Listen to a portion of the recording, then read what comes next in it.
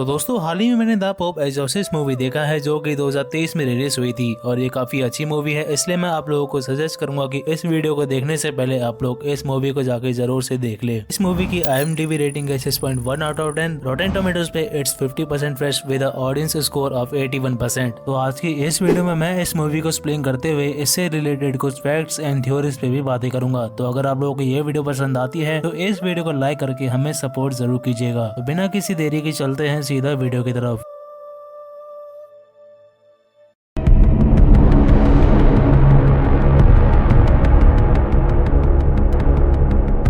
तो इस मूवी में हमें फादर गैब्रियल अमॉर्थ को दिखाया गया है जो कि एक इटालियन प्रीस्ट थे। अब यहाँ पे उनका नाम थोड़ा बड़ा है इसलिए मैं उनको फादर गैब्रियल करके बोलूंगा तो आप लोग समझ जाना। यार ये मूवी तो फिक्शनल है पर फादर गैब्रियल रियल लाइफ में एग्जिस्ट करते थे। अब अगर आप लोग फादर गैब्रियल को नहीं जानते तो मैं आप लोगों को शॉर्ट में बता दूं कि फादर गैब्रियल ने अपनी पूरी लाइफ में 1 लाख से भी ज्यादा एक्सॉर्सिज्म परफॉर्म किए थे और उनको greatest exorcist of all time भी माना जाता है। और उनका सामना कोई छोटे मोटे घोस्ट से नहीं बल्कि खुद डेविल यानी लूसीफर से भी हो रखा है। अनफॉर्चुनेटली अब फादर गैब्रियल इस दुनिया में नहीं है क्योंकि उनकी 2016 में मौत हो चुकी है। मूवी यहाँ से शुरू होती है और ओपनिंग सीन में हमें फादर गैब्रियल के कुछ कोट्स दिखाए जाते हैं जिसमें लिखा हुआ था कि शैतान सबसे ज्यादा खुश तब होता है जब हम उसको हल्के में लेते हैं और उसके वजूद को हम इनकार करते हैं। अब मूवी की मेन स्टोरी इटाली के ट्रोपिया शहर में 4 जून 1987 से शुरू होती है जहाँ पे फादर गैब्रियल एक लड़के की मदद करने के लिए जाते हैं जिसको डीमन ने पजेस कर लिया था और वो इंग्लिश में बातें करे जा रहा था। लेकिन हैरानी की बात तो ये थी कि उसने अपनी पूरी जिंदगी में कभी भी इंग्लिश सीखी नहीं थी। फादर के पूछने पे वो खुद को शैतान बताता है। जिस बात पे फादर उसको बोलते हैं कि वो शैतान हो ही नहीं सकता, जिस बात पे वो लड़का और भी ज्यादा वायलेंट हो जाता है। फादर उसको कहते हैं कि अगर तुम सच में शैतान हो तो इस पास वाले सुअर को पोजेस करके दिखा। जैसे ही वो उस सुअर को पोजेस करता है तभी फादर उस सुअर को मरवा देते हैं और इस तरह से उस लड़के के अंदर का शैतान बाहर निकल जाता है। अब तभी हम एक फैमिली को देते हैं जिसमें एक लड़की होती है जिसका नाम एमी होता है और उसका एक भाई भी है जिसका नाम है हेनरी। इनकी माँ का नाम जूलिया होता है और ये सब USA से स्पेन मूव हो गए हैं। हेनरी के डैड का 1 साल पहले कार एक्सीडेंट में मौत हो गई थी और उसी कार में हेनरी भी था जिसने अपने डैड को मरते हुए देखा था और उसी दिन के बाद से हेनरी ने बोलना बंद कर रखा है। अब जूलिया के पति की मर जाने की वजह से और पैसों की दिक्कत की वजह से वो अपने पति के स्पेन वाले एबी को कंस्ट्रक्ट करके उसको बेचने के लिए वहाँ पे आई थी जो कि उसके पति को उसके विरासत में मिला था।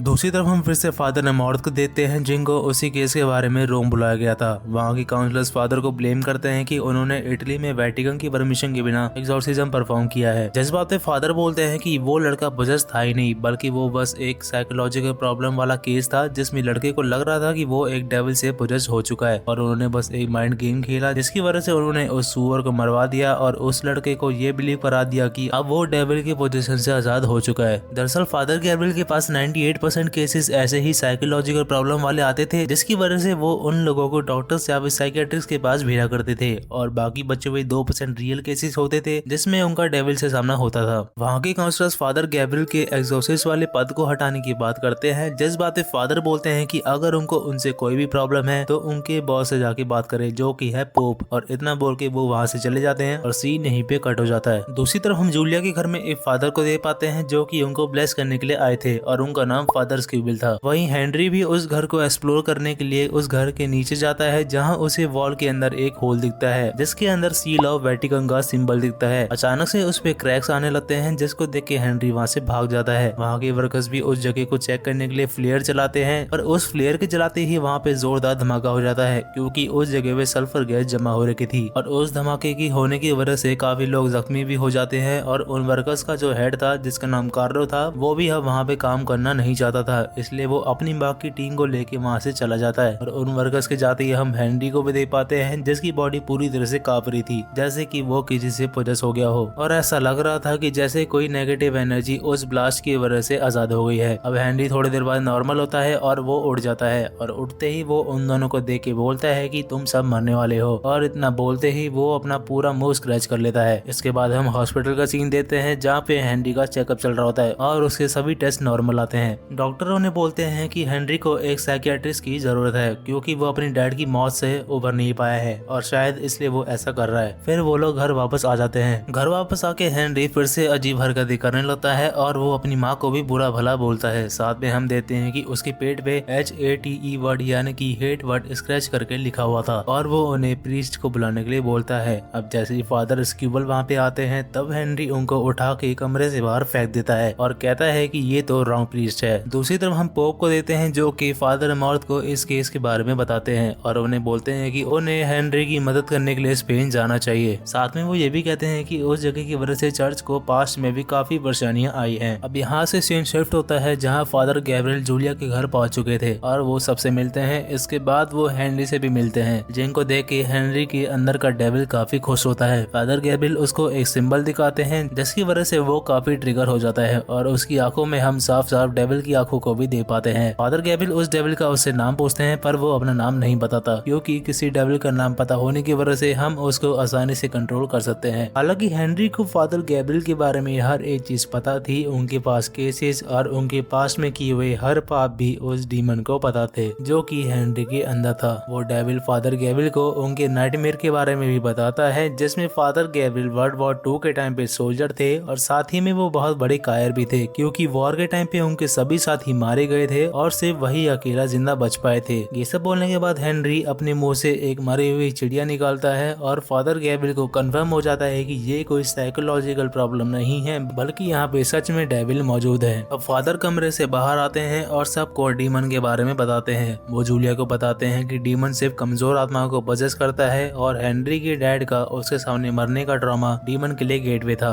जिसकी वजह से वो उसको बहुत ही आसानी से पजेस कर पाया। इसके बाद पूरे घर में पैरानॉर्मल एक्टिविटी शुरू हो जाती है और एमी को भी उस डीमन का कॉल आता है जो कि उसके डैड की आवाज में बोलता है कि तुम सब मरने वाले हो। अब फादर गैब्रियल स्क्यूबल को बोलते हैं कि वो डीमन हमारे ही गिल्ड्स और हमारे पापों को सूंघ लेता है और फिर उन्हें हमारे खिलाफ इस्तेमाल करता है, इसलिए उन्हें अपने पाप को कन्फेस करना होगा और वो ऐसा करते भी हैं। अगले सीन में वो दोनों एक्सोर्सिज्म शुरू करते हैं और डीमन भी अपना खेल शुरू करता है। फादर गैब्रियल को वो डीमन रोजारिया नाम की लड़की की स्पिरिट दिखाता है और उनसे कहता है कि कैसे उन्होंने रोजारिया को मरने दिया और दूसरी तरफ वो फादर स्क्यूबल को कहता है कि कैसे वो प्रीस्ट होने के बावजूद भी एक एडिला नाम की लड़की के प्यार में है। ये सब सुन के फादर स्क्यूबल को काफी गुस्सा आ जाता है इसलिए वो हेनरी का गला दबाने लगते हैं। अभी फादर गैब्रियल उनको रोक देते हैं और फिलहाल के लिए तो वो लोग उस कमरे से बाहर निकल जाते हैं। लेकिन बाहर जाते वक्त हेनरी फादर गैब्रियल से कहता है कि तुम मेरे जाल में फंस गए। खैर इसके बाद हमें उन दोनों प्रीस्ट के सिंस के बारे में पता लगता है जहाँ स्क्यूबल्स बताते हैं कि वो कुछ टाइम पहले एक एडिला नाम की लड़की से प्यार करते थे पर एडिला चाहती थी कि वो प्रीस्ट ना बने और उनके साथ रहे, लेकिन गॉड के प्यार के सामने एडिला का प्यार कमजोर बढ़ गया और वो एक प्रीस्ट बन गए। इसलिए यही रीजन था कि स्क्यूबल उस बात से परेशान रहते थे और उनको एडिला की आज भी याद आती थी और डीमन यही बात उनके खिलाफ यूज कर रहा था। फादर गैब्रियल उनको ब्लेस करते हैं और ईश्वर से उनके पाप को माफ करने के लिए बोलते हैं। तभी फादर गैब्रियल के दिमाग में कुछ आता है और वो बोलते हैं कि उस डीमन को वो लड़का नहीं चाहिए बल्कि उसका इरादा कुछ और ही है।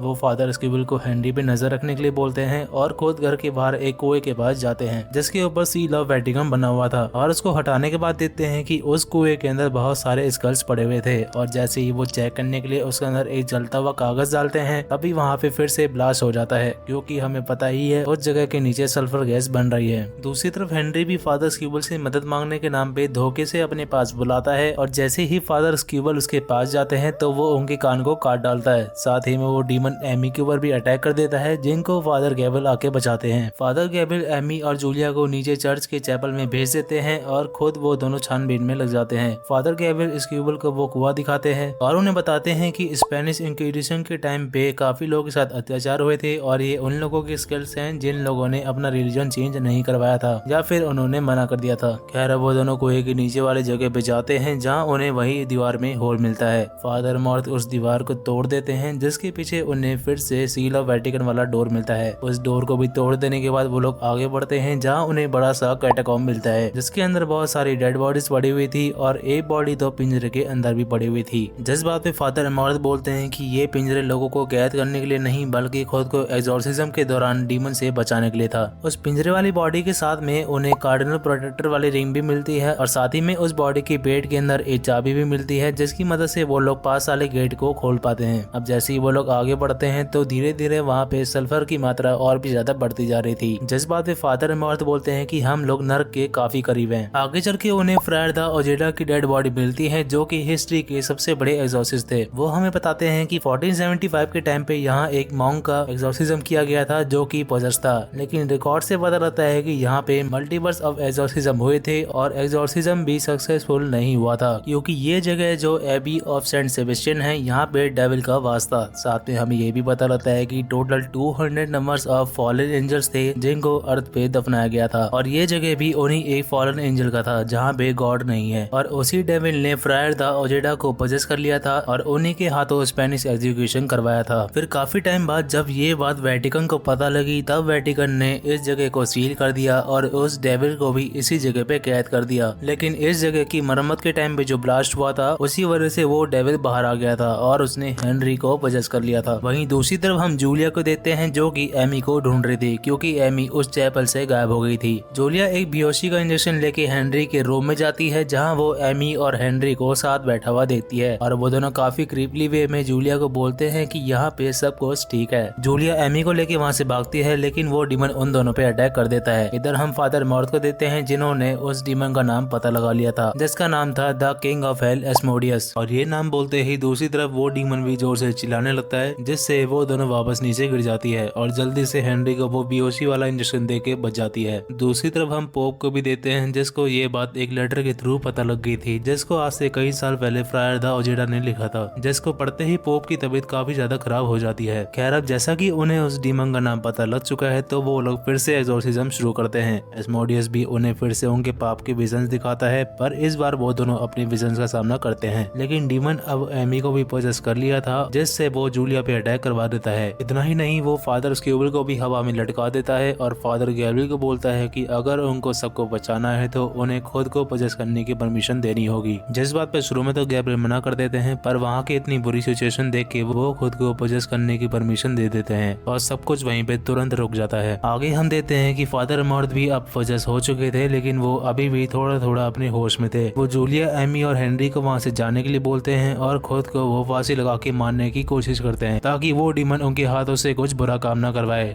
लेकिन वो डीमन उनको ऐसा करने नहीं देता और उनको लेके उसी कैटाकॉम्ब में पहुंच जाता है जहाँ पे फ्रायर द ओजेडा की डेड बॉडी पड़ी हुई थी। फादर गैब्रियल को वहाँ पे सेंट मैरी देती है लेकिन वो भी उस डीमन की चाल थी और वो मैरी रोजारिया में तुरंत बदल जाती है और उन पे अटैक कर देती है। अभी फादर स्क्यूबल भी वहाँ पे पहुंच जाते हैं जहाँ पे वो फादर गैब्रियल को उसी जगह पे बैठा हुआ देखते हैं जहाँ पे फ्रायर द ओजेडा की डेड बॉडी पड़ी हुई थी। फादर स्क्यूबल अब क्रॉस की मदद से लैटिन पीरियड शुरू करते हैं लेकिन तभी एडिला उस पे अटैक कर देती है। तभी स्क्यूबल उस क्रॉस की मदद से उस विजन को तोड़ पाते हैं और वो क्रॉस फादर मॉर्थ को भी पास करते हैं जिसकी मदद से फादर मॉर्थ भी उस रोजारिया के विजन को तोड़ पाते हैं। फिर दोनों प्रीस्ट साथ में मिलकर प्रे करते हैं और फाइनली एस्मोडियस को हरा देते हैं और सब कुछ यहाँ पे नॉर्मल हो जाता है। दूसरी तरफ हम पोप को देते हैं जिनकी तबीयत ठीक हो गई थी और वो उन दोनों को मिलने के लिए बुलाते हैं और उनकी तारीफ भी करते हैं और साथ ही में वो बिशॉप से भी उनको मिलवाते हैं जो कि अब आगे के प्रोसीजर्स को संभालने वाले हैं और वो साथ में फ्रायर की जनरल को भी डिकोड कर रहे हैं और वो उन्हें बताते हैं कि वो फैमिली अब पूरी तरह से ठीक हो चुकी है, हेनरी भी हील हो चुका है और वेटिकन ने उस घर को खरीद के अपने कब्जे में ले लिया है। लेकिन ऐसी अभी 199 जगह और है जहाँ पे ऐसे डीमंस मौजूद है जिनको उन्हें एक्सरसाइज करना है, यानी कि अब फादर गैब्रियल और स्क्यूबल को बहुत सारे एक्सोर्सिज्म साथ में परफॉर्म करने होंगे और मूवी यहीं पे खत्म हो जाती है। तो दोस्तों ये थी पोप एग्जॉर्सिस्ट मूवी की कहानी। उम्मीद है आप लोगों को सब कुछ अच्छे से क्लियर हो गया होगा। अब शायद इस मूवी के और पार्ट्स भी आ सकते हैं जिसमें हम बाकी जगहों के एग्जॉर्सिज्म देख पाएंगे। अब अगर आप लोगों को ये वीडियो पसंद आई है तो इस वीडियो को लाइक एंड शेयर करना मत भूलना और आने वाली वीडियोस में भी आप लोगों के लिए कुछ सरप्राइजेस होंगे। मेक श्योर कि आप लोग सब्सक्राइब करके बेल आइकन को दबा के रख लें। मैं मिलूंगा आप लोगों से अगली वीडियो में, तब तक के लिए thanks for watching and take care.